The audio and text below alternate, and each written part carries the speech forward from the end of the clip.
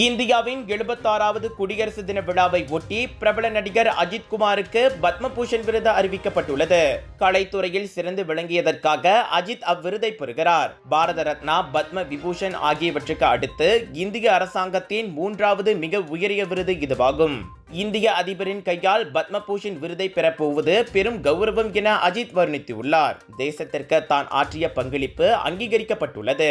இதன் மூலம் மேலும் உத்வேகம் பெற்று நேர்மையுடனும் ஆர்வத்துடனும் தொடர்ந்து சேவை செய்ய தாம் கடமைப்பட்டுள்ளதாக அறிக்கையொன்றில் அவர் கூறினார்.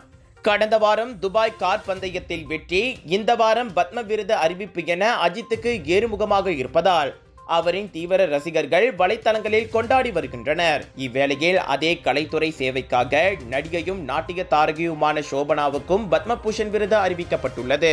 அவ்விருதை பெறும் மற்றொரு முக்கியமானவர் மூத்த தெலுங்கு நடிகர் பாலகிருஷ்ணா ஆவர்.